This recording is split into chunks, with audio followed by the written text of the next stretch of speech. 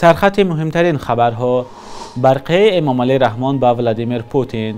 قرض خارجی تاجیکستان به 3.2 میلیارد دلار رسیده است و وزیر گفت برای پیوستن به یورازیس تجربه دو کشور را می‌آموزند.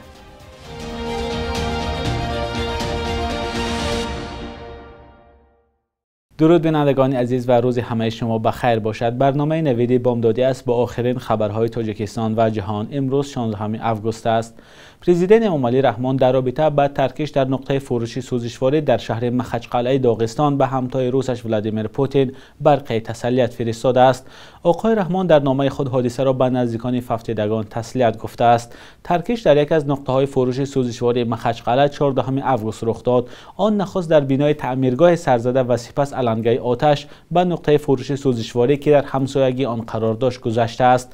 آتش را تنها بعد از 4 ساعت توانستند خاموش کنند. در این حادثه 30 کس با شمول 3 کودک جان باختند. در وزارت حالتهای فوق‌العاده روسیه گفتند همچنین 75 کس دیگر زخم‌های گوناگون جسمانی برداشته است.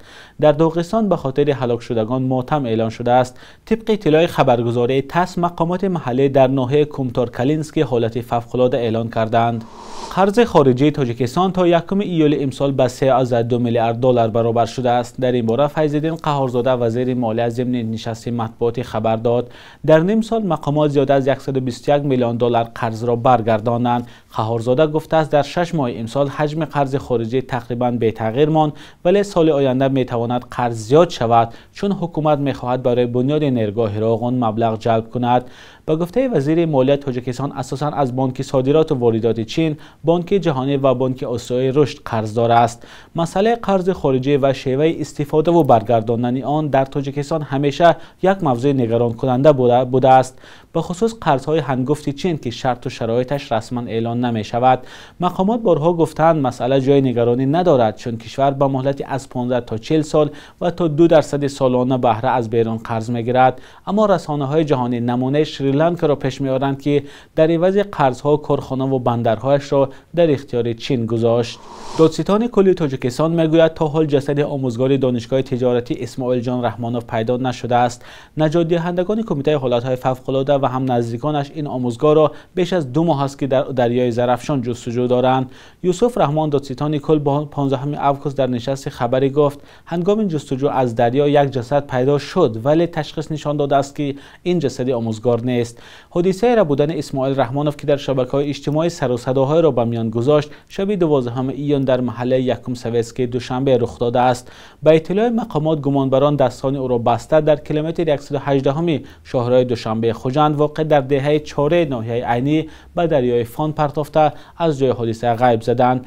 با گمان ربودن این آموزگار پدپلکاونیک وزارت کارهای داخلی اکمل یوسف زاده همراه با یک نفر دیگر بازداشت شده است. پرونده آنها با گمان آدمربایی در بررسی دادستانی کل قرار دارد، اما نزدیکان آموزگار ربوده شده از جریان تفتیشات ناراضگی دارند. در پی سقوط حکومت‌ها در نتیجه جنگ یا پاشخوری دولت‌های مثل اتحادیه شوروی در سیاره، ده‌ها هزار نفر به افراد بدون شهروندی تبدیل شدند. تنها در آمریکا بیشتر از 200,000 کس زندگی می‌کنند که مقام به شهروندی دارند. گزارش صدای آمریکا را در این باره همراه می‌بینیم. کرینا امبرتسیمیان کلو شخصی بدون شهروندی است که در ایالات متحده آمریکا زندگی می‌کند. من در کشوری تولد شدم که دیگر وجود ندارد. کرینا یکی از 218,000 ساکن آمریکا است که شهروندی هیچ کشور را ندارد. حالا وزارت کارهای داخلی آمریکا می‌خواهد از لحاظ حقوقی مفهوم شخص بی شهروندی را در چارچوب جریان‌های مهاجرت تعیین کند. آنها برای اعتراف مقام شخصان مثل ما در این کشور کاری مهمی انجام می‌دهند. امبرتسیمیان کلو سال 1988 در شهر ادسه اوکراین تولد شده است. ملت من به خاطر والدانم فرق می‌کند. نصفم ارمنی و نصف دیگرم اوکراینی است. همین چیز یک مشکل پیش آورد. پدرم را برای ملتش در ادسه اوکراین اذیت کردند و مادرم در یک لتوکوب در زادگاه پدرم اسقاط حمل کرد. اویله کرینا نخست به کانادا و از آنجا سال 1996 به امریکا کوچید. عریضه پناهجویی آنها را رد کردند. تا آن زمان اتحاد شوروی برهم خورد و اوکراین به دولتی مستقل تبدیل شد. وقتی ما به سفارت اوکراین برای گرفتن شناسنامه رفتیم، آنجا گفتند که ما شما را چون شهروند خودی اعتراف نمی‌کنیم. شخصان بدون شهروندی در امریکا هیچ سندی حقوقی چون دلیل رسمی شناخت شخصیتشان را ندارند. فقط یک سندی که شخصیت مرا اثبات میکند شهادتنامه تولد است و آن هم در کشوری داده شده است که دیگر وجود ندارد. شهادتنامه تولد شوروی من با ترجمه نوتاریوس است. همش همین. برخی دیگر همین را هم ندارند.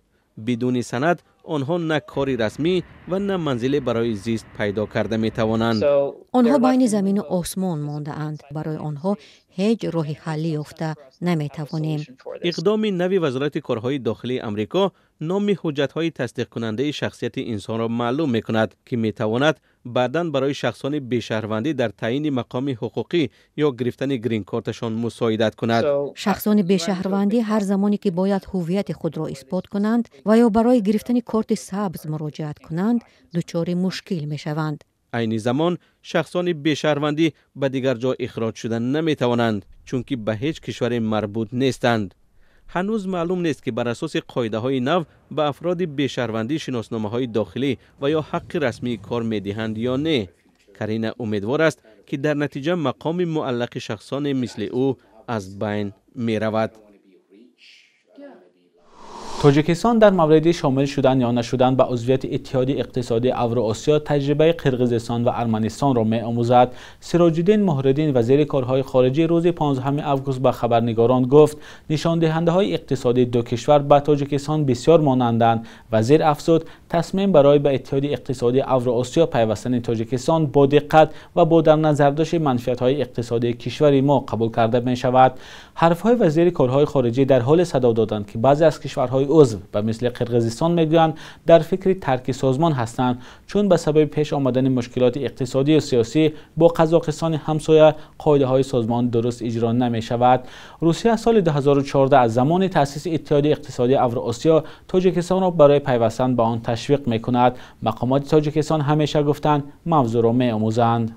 بخش یک روز تاریخ را در تقویم خرامان به قزاده تماشا کنید که مهمترین تحولات تاریخی در روز 16 آگوست را فرا میگیرد.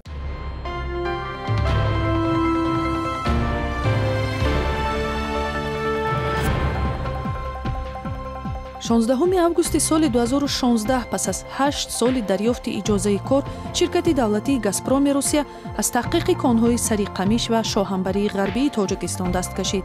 این در حالی که ذخیره های سری قمیش حدود 18 میلیارد متر مکعب گاز و 17 میلیون تن نفت گفته میشد.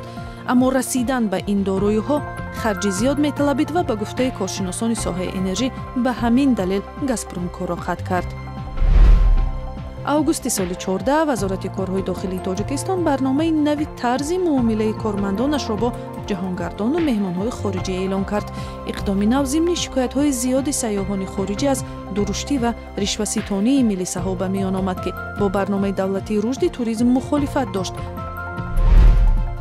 16 آگوست سال 2014 در تاجیکستان برنامه کمک به کودکان آلوده شده به اسپید از راه تامین آنها با داروهای تقویت دهنده مسئولیت یا ایمونیته راه اندازی شد.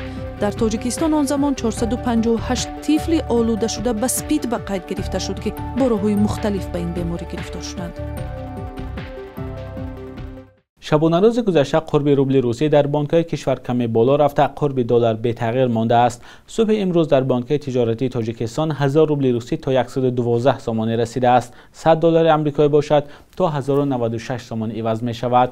قرب رسمی بانک ملی تاجیکستان برای امروز چنین تعیین شده است.